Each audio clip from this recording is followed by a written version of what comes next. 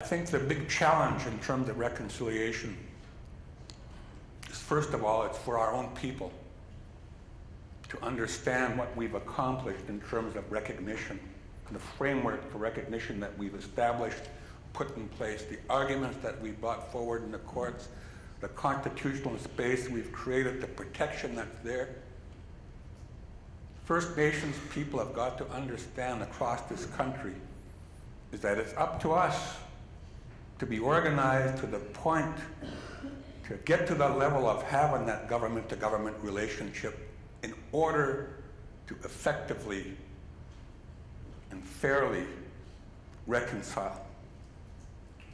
We have to get the Canadian public to understand that whether they like it or not, that we are in a new era as far as Aboriginal and Crown relationships are concerned in this country. And we need to bring each other along in this road together.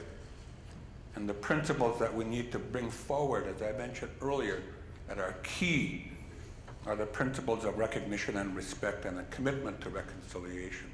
The 3 R's. And that's what my life is about. That's what I dedicate myself to. When we came out of the Supreme Court of Canada, I decided then that we need to roll up our sleeves to implement the right that we have, to make a difference to our children so that they can have a kind of future that they deserve to have. And when I see that day come, that will be, in my mind, when true reconciliation is starting to be achieved. The tools are there, the space is there. We need to take advantage of that and make it real.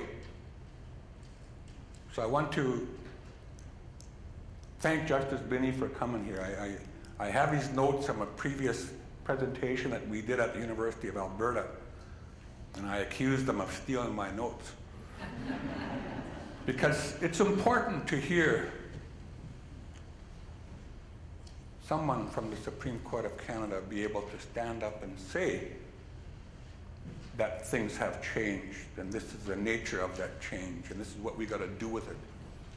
Because even though he doesn't have any broken legs, we believe him. Right? So it's important, I think, to hear from others, because when you keep hearing from the same horse, the tendency is not to believe.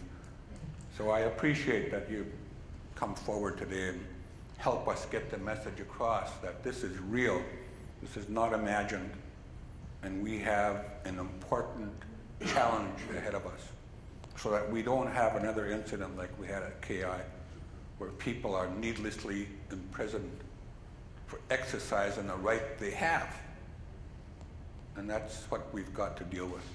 The key, I think, and the final point I want to make, the key to all of this for First Nations is to rebuild our governments to the degree necessary to engage Canada, the provinces, the territories at that level.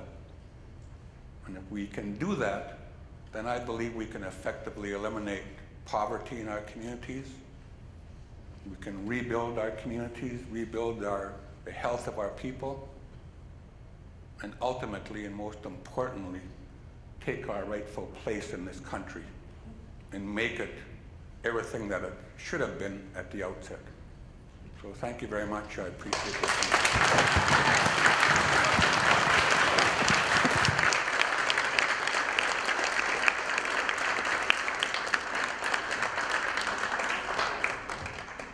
Thank you so much for that, Satsan. That's very inspiring words.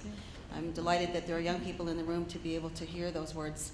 So I'm going to introduce Justice Murray Sinclair, who is the chair of the Residential Schools Truth and Reconciliation Commission.